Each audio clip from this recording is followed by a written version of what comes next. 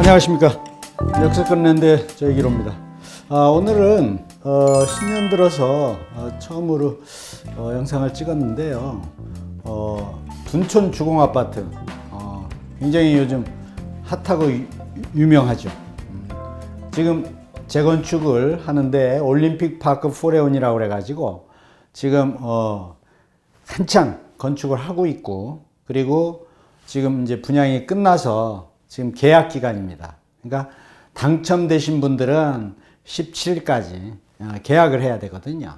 그래서 계약을 과연 해야 되느냐 말아야 되느냐, 물론 돈만 많으면 뭐 계약을 할 수 있겠습니다만은, 대부분 이 집을, 아파트를 살 때 자기 돈만 가지고 살 수 없기 때문에, 그래서 그런 그 주제로 해서 둔촌 주공아파트와 1.3 대책, 1월 3일 날 정부에서 또 대책을 내놨죠.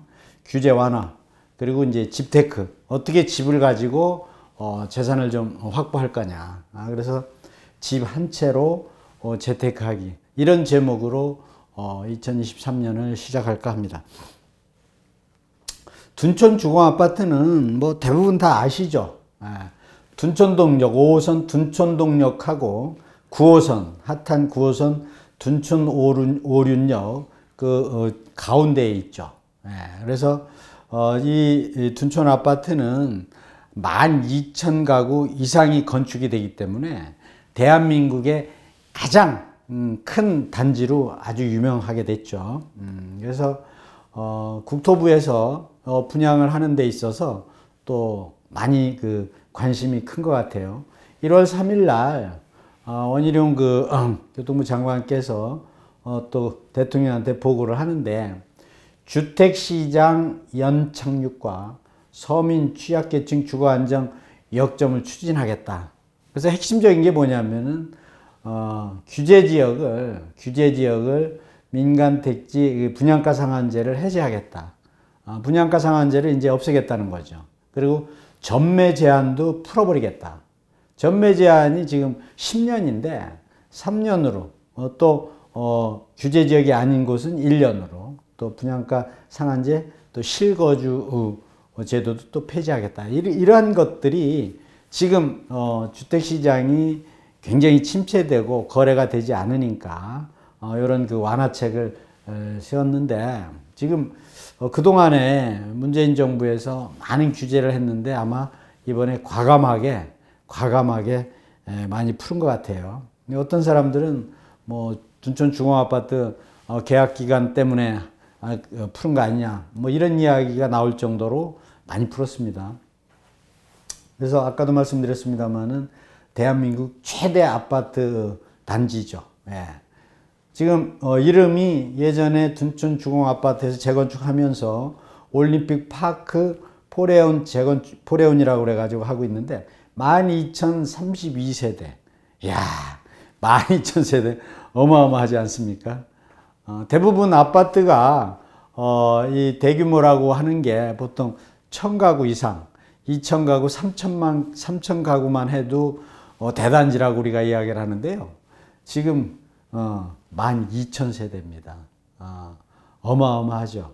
그래서 12,000세대를 지금 한창 짓고 있는데, 이미 분양은 다 끝났고요. 분양 끝났고, 지금 일반 분양이 5,056세대입니다. 일반 분양. 서울에서 5,000세대를 분양한다는 게 있을 수가 없죠. 그리고 임대아파트로 1,000세대. 그리고 이제 이 둔촌 아파트가 1979년도에 준공이 됐는데요. 그때도 뭐 대단했죠, 단지가. 그런데 지금 한 40년이 넘어서 이제 너무 오래돼서 재건축을 하게 된 거고요.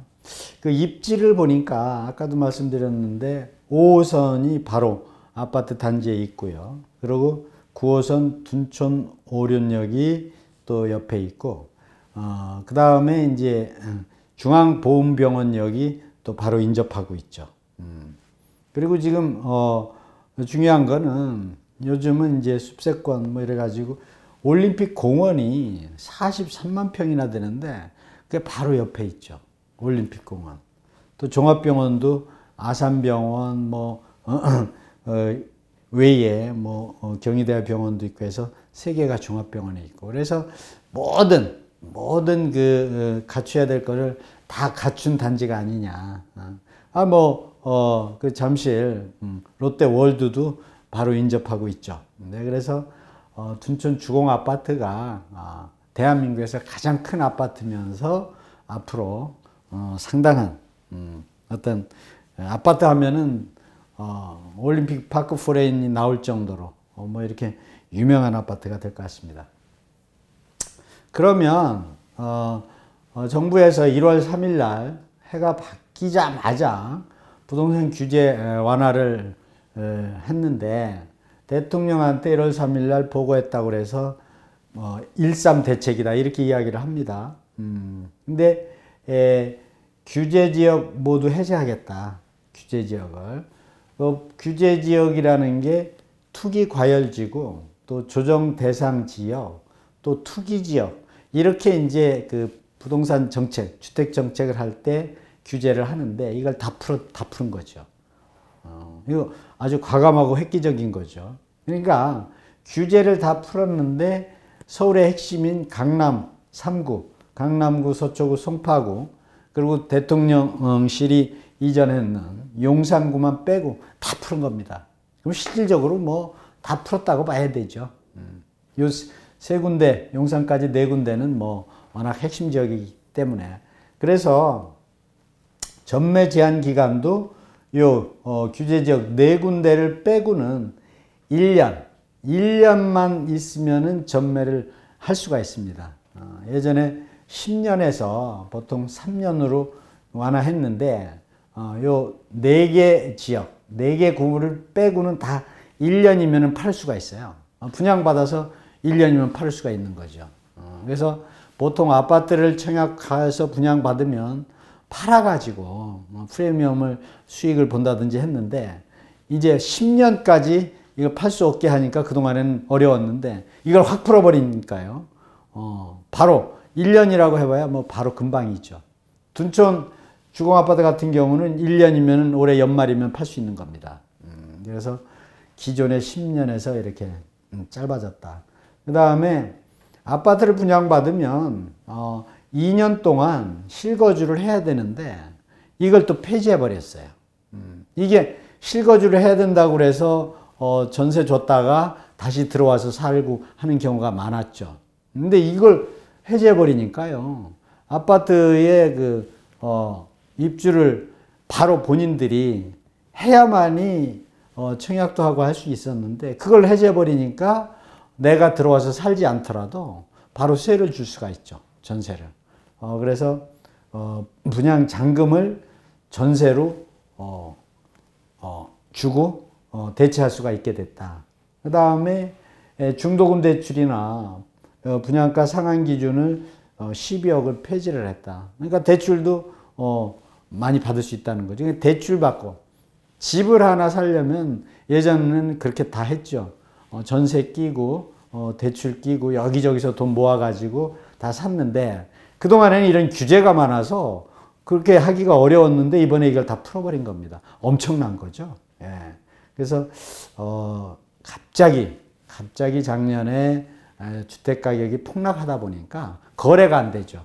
그래서 모든 것을 다 풀어서 가장 그 혜택을 본 게 둔촌 주공아파트가 아닌가, 그런 생각을 합니다. 그러다 보니까 전세금하고 대출을 끼고 갭 투자를 할 수가 있게 생겼어요, 앞으로는요. 과거에 뭐 갭 투자 엄청 많이 했죠. 그래서 돈이 조금 있는 사람도 아파트를 사서 전세를 놓고, 또 사서 전세를 놓고, 이렇게 해서 뭐 10채, 20채 막 이렇게 많이 투자를 한 경우가 많았죠. 그래서 이렇게 규제를 완화한 것은 갭 투자를 하라고 완화한 건 아니죠. 그래서 너무 아파트 가격이 갑작스럽게 폭락을 하다 보니까 거래가 완전히 중지되고, 또 건설회사에서 아파트를 지어서 분양을 해야 되는, 분양이 안 되고, 이래서 이런 부분을 정상적인 거래를 할 수 있도록 아주 궁여지책으로 과감한 규제를 해제했다, 이렇게 보시면 될 것 같습니다. 그러면 올림픽 파크 포레온 아파트에 당첨된 5천 가구가 넘는 이분들은 과연 계약을 해야 되느냐 말아야 되느냐, 이런 그 질문이 많습니다. 그래서 아파트에 지금 25평을 아파트를 분양을 했는데 이제 당첨이 됐습니다. 그런데 이 당첨이 된 사람들은 계약금뿐만이 아니라 잔금을 다 내야 되거든요. 근데 이게 한 10억 가까이 되는데 10억을 다 가지고 있는 사람은 드물죠.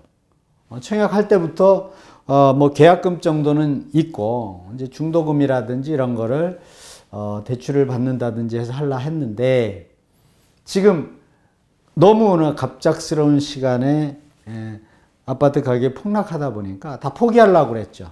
그러면은 5천 세대나 되는 그 당첨자들이 다 포기를 해버리면은 이 아파트 그 시장은 살아나기가 어렵다고 볼 수 있습니다. 특히 서울에서. 그래서 이번에 규제를 조금 땡겨서 풀지 않았나 싶고, 그래서 25평 당첨된 분이 상담을 하신 겁니다. 이거 지금 대출을 한 7억 5천 이상을 더 내야 되는데 받아서 이거를 사는 게 좋겠습니까? 아니면은 포기하는 게 좋겠습니까? 포기하려고 생각을 하면서 상담을 하신 건데, 바로 상담하고 나니까 규제가 해제돼 버렸어요. 어떻게 보면은 그 규제를 해제함으로 해서 포기하려고 했던 분들이 다시 계약을 하게 되는 경우가 많이 늘어났다, 저는 이렇게 생각을 하는데, 그래서 제가 말씀을 드렸습니다. 문제는 대출 이자를 부담할 그 능력이 있느냐 없느냐, 이게 쟁점이 되겠죠. 예를 들어 7억 5천을 더 내야 되는데 이제는 전세를 안고 살 수가 있으니까 전세금이 한 절반 정도 됩니다. 한 40%에서 50% 된다고 그러는데, 그러면은 5억 정도, 그러면은 10억에서 5억과 계약금 2억을 빼면 7억, 그러면 한 2억에서 2억 5천을 이제 융통해서 이자를 내면 되는데, 그 이자가 요즘 고금리로 인해서 워낙 높지 않습니까? 한 7% 정도 지금 되고 있으니까 오늘 뭐 또 이 베이비 스텝으로 조금 또 인상을 했는데, 인상 폭이 이제 줄어드는 그런 그 예상이 지금 되는데, 그렇다고 하더라도 7%가 뭐 1%, 2%가 될 수는 없지 않습니까? 7%냐 8%냐, 아니면 조금 떨어진다고 하더라도 6%, 5%, 이 굉장히 높습니다, 금리가. 그래서 그 이자를 부담할 능력이 되면은 계약을 하시고, 그 능력이 안 되면은 계속해서 매달 150만 원, 200만 원을 이자로 내야 되는데 일반 셀러리맨이라든지 굉장히 어렵죠. 그래서 그래도 1년 정도 내고 1년 이후에 또 매도를 한다든지, 사실 2년 이후에 매도를 해야 양도소득세가 절감이 되는데, 그래서 그 계산을 잘 하셔가지고 가능하면은 계약을 하는 걸로 제가 말씀을 해드렸습니다. 주변에 시세가 지금 아파트 시세가 뚝뚝 계속 떨어지고 있는데, 이런 규제를 해제하면서 떨어지는 속도가 굉장히 줄어들었습니다. 요즘 주변에 서울뿐만 아니라 주변에 이미 팔려고 내놨던 사람들도 또 걷어들인다는 이야기도 나오고 있어요. 그러나 떨어지는 근본적인 이유가 대출 이자가 워낙 높기 때문에 이자를 감당할 수 없어서 좀 낮춰서 이렇게 내놓은 부분 아니겠습니까? 그래서 대출 이자 부담이 가능하다거나 또 기간이 내가 부담할 수 있다면은 계약을 하시는 게 좋을 것 같습니다. 고객님도 그런 식으로 생각을 하겠다고 이렇게 하셨는데, 지금 현지에 이 돌아가는 분위기나 이런 것들이, 사실 이게 분양가 상한제를 3,800에 분양을 했는데요. 주변에 보면은 4천만 원 미만은 지금 없습니다. 다 4,400, 4,500, 4,800, 막 이렇게 그 이상이기 때문에 계약을 해도 이자를 또 납부를 한다 하더라도 오히려 계약하는 게 좀 낫지 않을까 뭐 그런 생각을 합니다. 그래서 지금 이 올림픽 파크 포럼에 당첨되신 분들은 이번에 정부에서 규제 완화를 하면서 오히려 좀 혜택을 본 게 아닌가 그런 생각을 합니다. 그럼 1.3 대책 이후에 많은 규제를 풀었는데 부동산 시장 전망은 어떻고 투자는 어떻게 해야 될 것인가? 이게 이제 또 우리가 생각을 해야죠. 그래서 시장 전망은 2023년은 글로벌 경기가 침체, 전 세계적으로 침체되는 국면에 있다. 그건 뭐 누구나 다 아는 거죠. 왜 그러냐 하니까 세계은행에서 전망을 하니까 원래 한 3% 정도 성장이 보통 되는 건데 올해는 성장률이 1.7%라고 합니다. 1.7%면은 굉장히 침체되는 거죠. 보통 물가 상승률이 보통 뭐 지금 6%, 7% 막 이렇게 높이 올라가는데 1.7%가 성장을 한다면은 굉장히 국가들이 어려워지는 거죠. 그리고 또 하반기에 금리 인상 기조가 이제 정점을 찍고 이제 하락 가능성이 있다는 것도 우리가 어느 정도 예상할 수가 있겠죠. 그 다음에 그동안에 인플레가 됐다거나 물가가 올라가는 기조가 하나씩 이제 잡히는 그런 것도 우리가 예상할 수 있고, 그 다음에 이제 세계적인 그 전쟁, 러시아 우크라이나 전쟁, 이것도 뭐 언제까지 계속 될 수가 없지 않습니까? 이 역사라는 게 전쟁이 일어나면 평화가 오고 이렇게 하는 건데 지금 너무 전쟁이 길어졌죠. 이렇게 길게 전쟁을 하리라는 건 아무도 예상을 못했겠습니다만은 아마 올해는 서로 러시아도 그렇고 우크라이나도 그렇고 제가 전문가는 아닙니다만은 서로 간에 그 뭐 이익이 없기 때문에 이제 좀 평화 협상이라든가 이런 게 진행이 되지 않을까 제가 조심스럽게 이제 예상하는 겁니다. 지금 전쟁 상황보다 더 나빠질 수는 최소한도 없다고 보는 거죠. 그럼 이렇게 2023년도가 흘러가게 되면 이제 침체기에서 회복기는 아니더라도 좀 상승 국면이 되지 않을까 그렇게 또 예상을 하고, 제가 침체기에서 회복기가 될 것을 대비해서 과감하게 적극적으로 투자를 할 필요가 있다. 저는 이렇게 이제 말씀을 해드리고 싶습니다. 제가 누차 말씀드렸습니다만은 전쟁이 있으면은 평화가 오고 오르막이 있으면 내리막이 있고 또 침체기가 있으면은 반드시 이 회복기가 오거든요. 지금 침체기가 우리나라 주택 가격만 하더라도 너무 떨어졌지 않습니까? 아파트 상가 다 마찬가지입니다. 경매 시장도 뭐 굉장히 그 유찰이 많고요. 그래서 이 역사는 반복되고 또 침체기가 오면 호황이 오기 때문에 지금 시기를 투자할 수 있는 그런 기회로 많이 활용하고 검토를 하시면 어떨까 이렇게 이제 말씀을 해드리는 겁니다. 물론 단기 투자는 안 되죠. 지금 침체기가 L자형으로 갈 걸로 예상을 하는데 왜 금리가 꺾인다고 하더라도 고금리가 많이 이렇게 인하가 되는 건 아니거든요.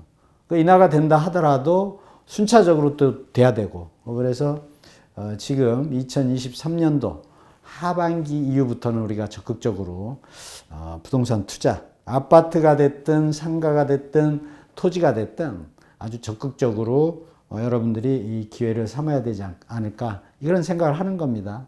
인생에서 세 번의 기회가 있다고 하지 않습니까? 그 세 번의 기회라는 건 뭐냐면은 대부분 기회가 와도 이게 기회인지 아닌지 모르고 살아가지 않습니까? 자기 하는 일만 그냥 열심히들 하시죠. 근데 자본주의가에서 좀 이렇게 재테크를 하려면 자기 일도 열심히 해야 되지만 투자를 하지 않고는 어느 정도 부를 축적하기가 어렵거든요. 그런데 언제 했으면 좋겠느냐? 그 타이밍이 바로 침체기인데 지금보다 더한 침체기가 없죠. 향후 10년 내에. 물론 10년 내에 더 침체기가, 제가 점쟁이는 아니니까요. 그런데 과거 역사를 보니까 97년 IMF 외환 위기, 2008년 글로벌 금융 위기, 이럴 때 어떻게 했습니까? 투자하신 분들은 부를 너무 많이 창출하셨고, 대부분 안 하신 분들은 수익을 보지를 못했죠. 그래서 지금 이 복합 위기가 1번, 2번보다 더한 위기다, 이렇게 이야기하는 분들이 많이 있거든요. 지금 뭐 건설업체도 그렇고 모든 기업들이 굉장히 어려워서 구조조정하고, 금융기관도 뭐 이런 명예퇴직 많이 받고 있더라고요. 그 금융이든 건설이든 또 뭐 IT, 이 삼성전자도 뭐 재고가 많이 쌓였다고 하지 않습니까? 모든 그 업종을 망라해서 굉장히 어려운 상황이기 때문에 이런 때 부동산 투자의 기회로 삼으면 훗날 이 회복기가 됐을 때 굉장히 큰 혜택을 볼 수가 있지 않냐.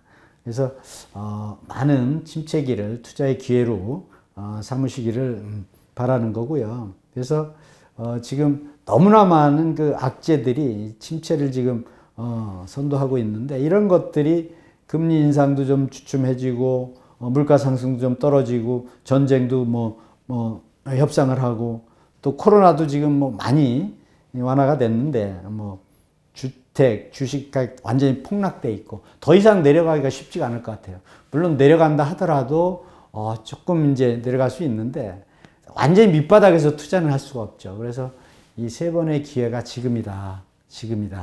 저는 이렇게 말씀을 해드리고 싶고, 그래서 꼭 지금 당장 투자를 안 한다 하더라도 1월이 아니면 2월, 2월이 아니면 3월, 3월이면 4월, 상반기 정도에는 이런 기회를 살려보시는 게 어떤가.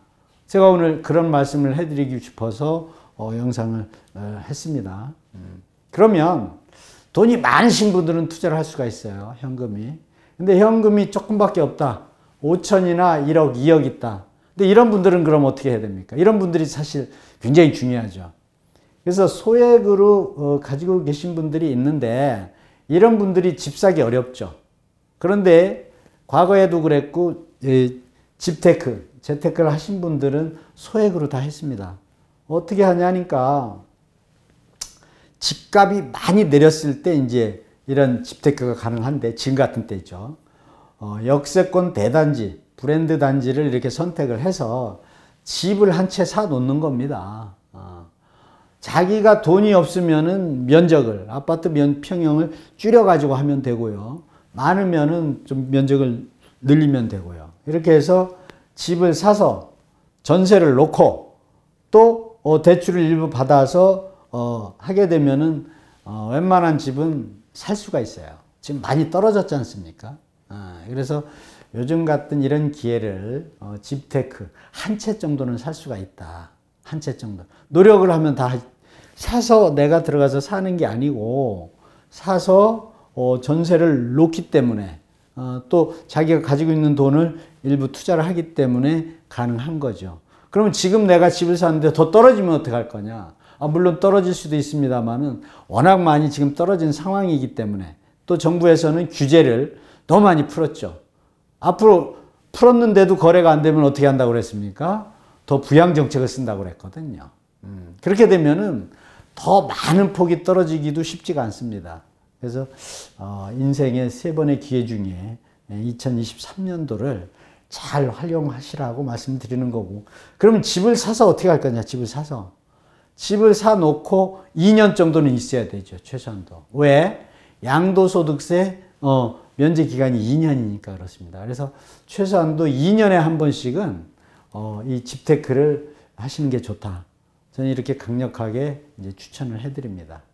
그래서 오늘 제가 말씀드린 거는 굉장히 어려운 복합 위기인데 그냥 넘겨서 가지 마시고, 자기가 가지고 있는 자금을 크든 작든 소액으로 집테크를 한번 해보십사 하고 제가 오늘 영상을 찍었습니다. 그리고 이쪽에 집이 없는 분이든 있는 분이든 상급지로 가실 분이든 또 토지에 관심이 있으신 분들, 또 연세 드신 분들, 이렇게 그 재산을 남겼다가 세금을 많이 이렇게 내지 마시고 매도를 해서 증여세를 절감하는 방법, 이런 모든 상황들을요 연락 전화를 문자 주셔가지고 상담을 하시게 되면 많이 도움이 될 겁니다. 그래서 오늘 2023년 첫 영상인데 많이 도움이 되시기 바라고요. 구독, 좋아요 눌러주시면 고맙겠습니다. 감사합니다.